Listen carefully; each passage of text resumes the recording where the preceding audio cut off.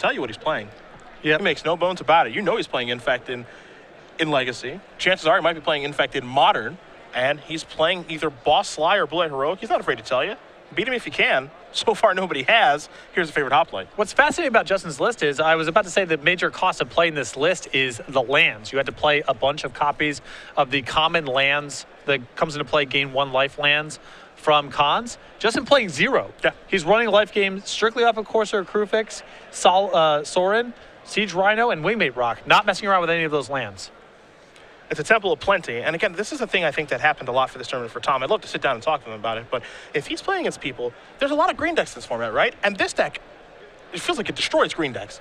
This is a deck that keeps the mid-range decks in check.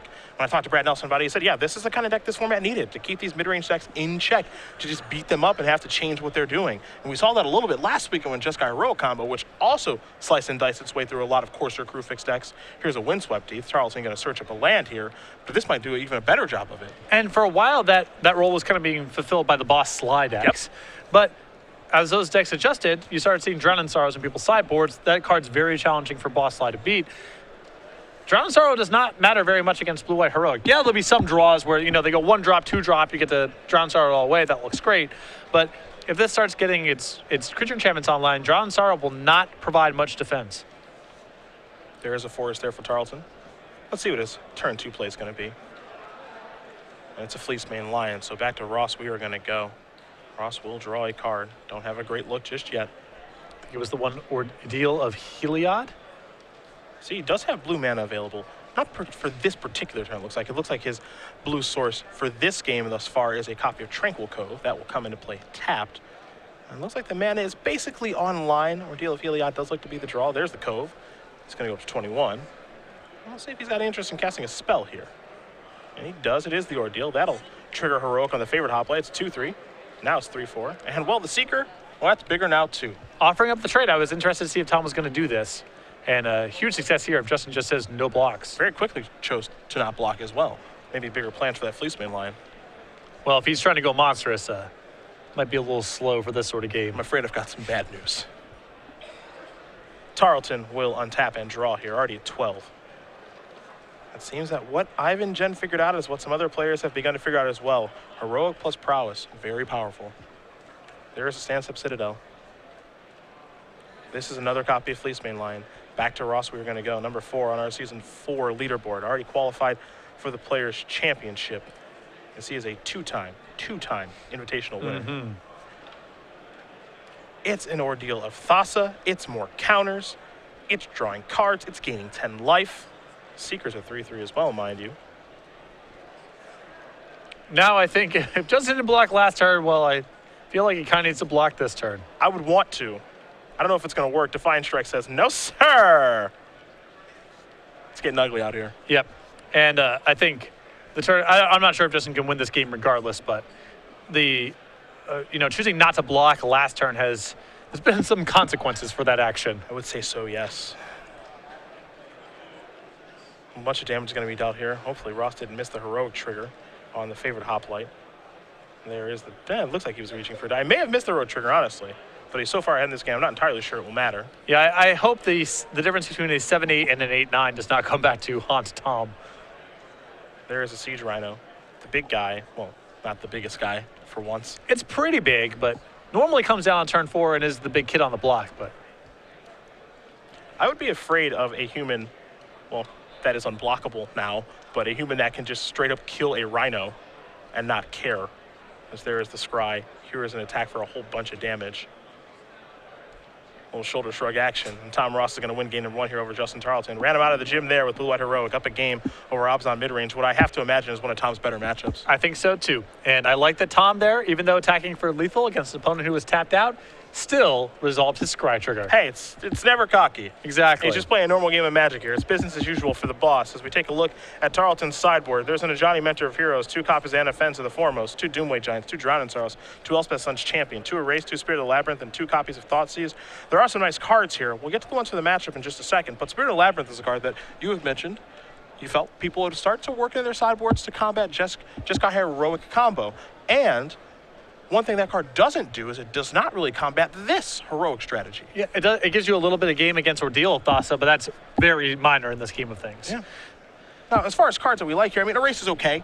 Elspeth is a little bit slow. There is the world that exists where, you can play Elspeth and minus it if there's a big creature out there. So it gives you a little bit of game against that.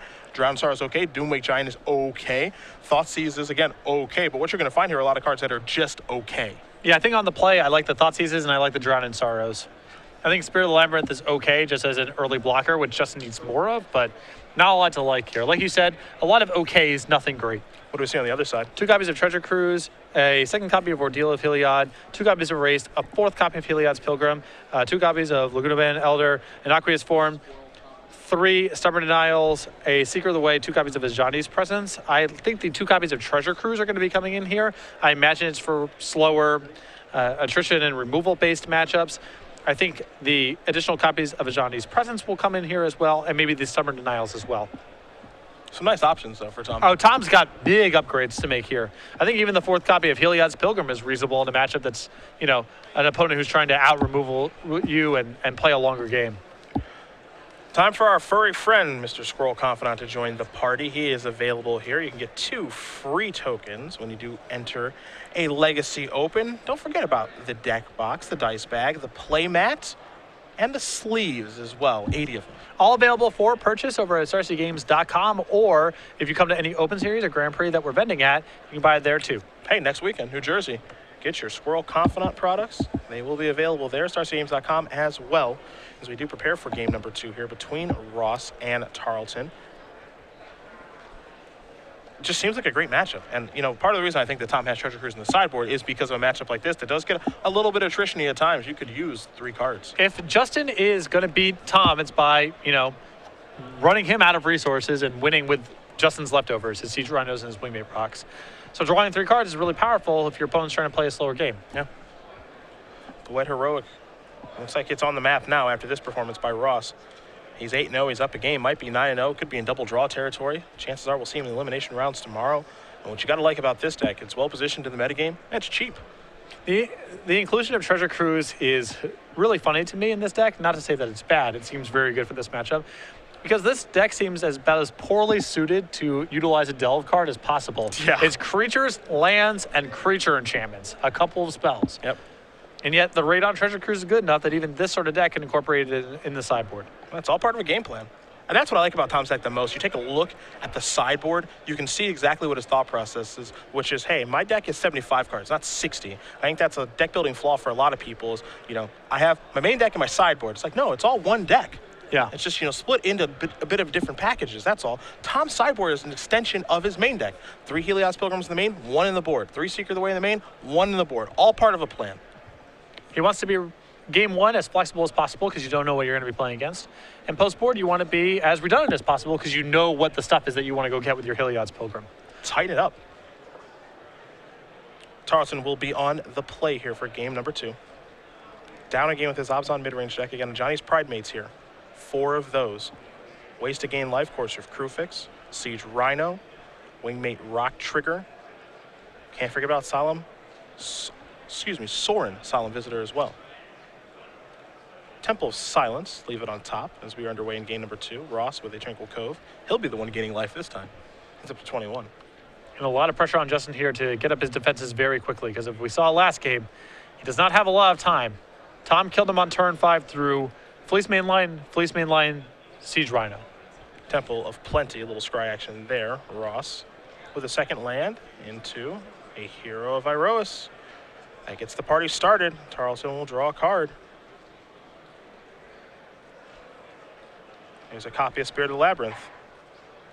So he did bring it in both to block and to try to mess up Ordeal of Thassa. The problem here for Justin is no 3rd land, and his deck is very mana hungry. He does have 24 lands in his deck along with 4 copies of Sylvan Caryatid. No Elvish Mystics in his particular list.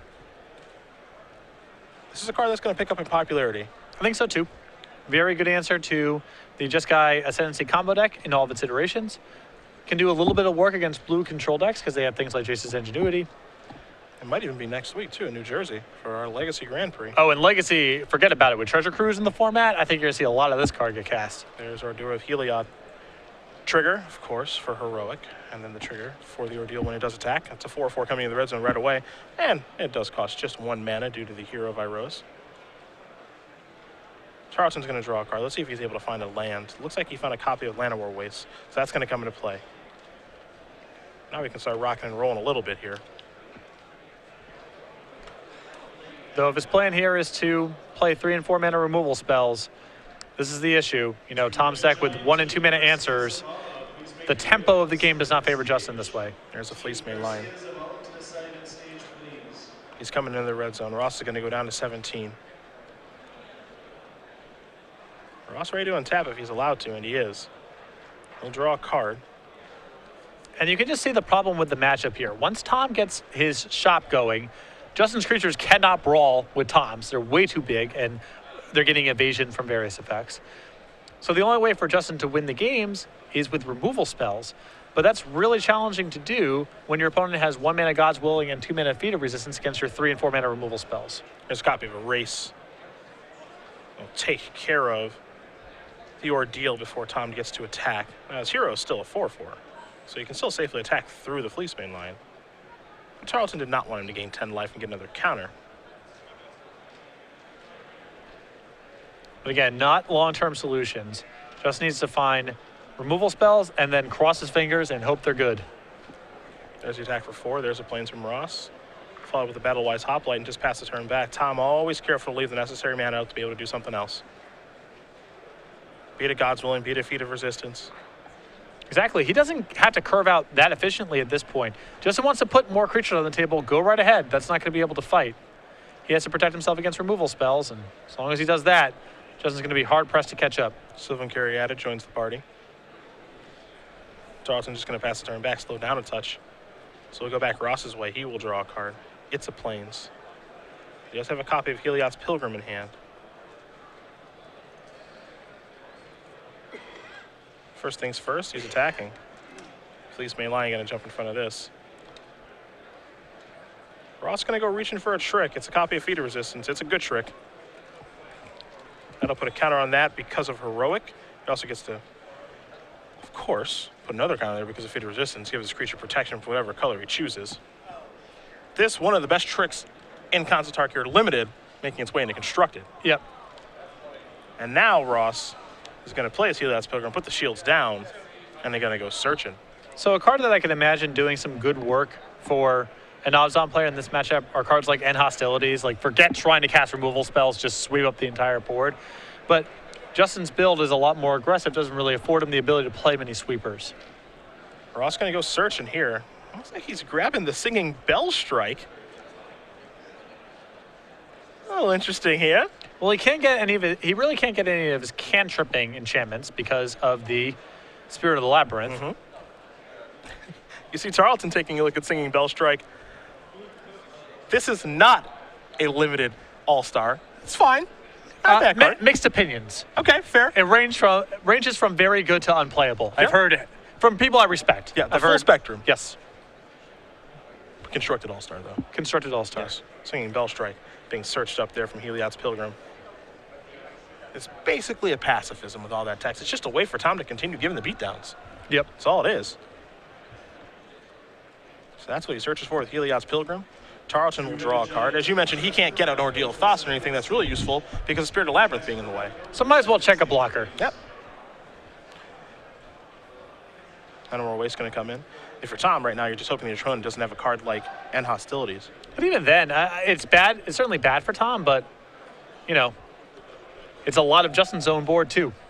A couple of Pride Mates here. Pass the turn back. Ross probably knows what he's up to now. Gaining life. Some form or another. Absolutely. Singing Bell Strike looks a little worse now as far as the tutor target is concerned. But as you mentioned, for Tom, his creatures are always just going to be so big. Though, to be fair to a Giant's Pride Mate, it has a card that can actually keep up with these heroic creatures. Exactly, and Tom hasn't seen these cards yet. I think, you know, in retrospect, maybe he wishes he had gotten an Aqueous form because this turn played out pretty poorly for him. But with the information he was working with at the time, I think getting a Singing Bell Strike was totally reasonable. Here's an attack. These creatures have some interest in blocking. Looks like damage is going to be exchanged. Some creatures are going to die. That Sylvan Kyriad is also going to die. One thing that's tough when you're playing against Tom, we saw this in his match against Reed Duke at the Season 3 Invitational New Jersey. You don't know if he's bluffing you or not. Yep. Might as well play like he has nothing, because if he's got tricks, you're probably not beating him anyway. Favorite Hoplite comes down to replace the Battle-Wise Hoplite. Here's a Temple of Silence from Tarlton. I'll take a look at the top card of his deck. Got to keep that Singing Bell Strike in mind if you're Justin. Is there anything he can even do about it, I suppose, is the question. Here's a Siege Rhino. He's going to gain 3. And also that Pride Mate's going to grow a little bit. Ross going to lose 3. He's down to 14. You see Tarlton go up to 10. There's a die, of course, for the Pride Mate trigger. Back Ross's way we're going to go. It's a pretty juicy Singing Bell Strike target, however. I'm going to slow things down here just a little bit. Looks like he has to take a point of damage. Yep. He only has two. He only has 2 lands that produce mana without taking damage, so no choice.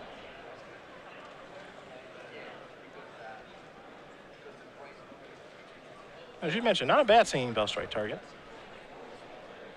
And looks like he may cash it in. And it only costs 1, of course, due to the hero being out there. Time to attack with everybody. Tom forcing through damage now. Curious to see if Tom even has a trick. Yeah. Or if he's just doing this to do it. Looks like 2, 3, 4, 5 damage going to come across. Bye-bye favorite Hoplite. Replacement Battle-Wise Hoplite. Pass the turn back. He has succeeded in getting just into the range where now the hero is lethal. Few people do it better with an aggro deck than Tom Ross. Yeah.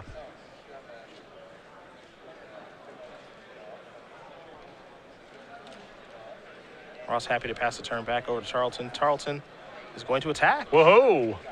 Well. Can't imagine Tom blocking. I'm on the search for end hostilities here. What could he have?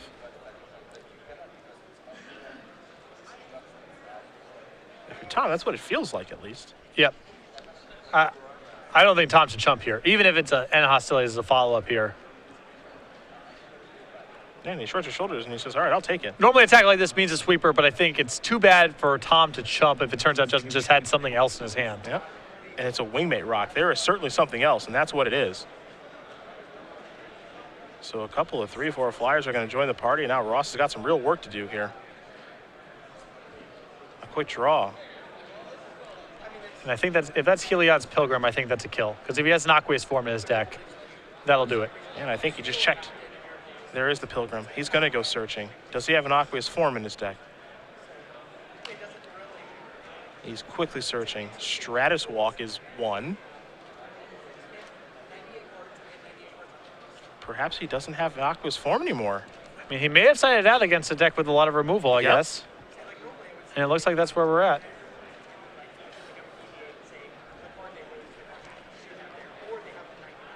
Now, it's still good for him to be able to get Ordeal of Thassa because he can put this on the Battle-Wise Hoplet.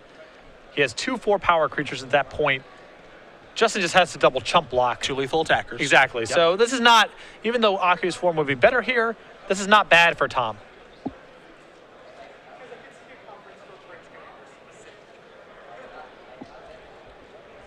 And because Spirit of the Labyrinth is no longer in play, this actually works out okay for him.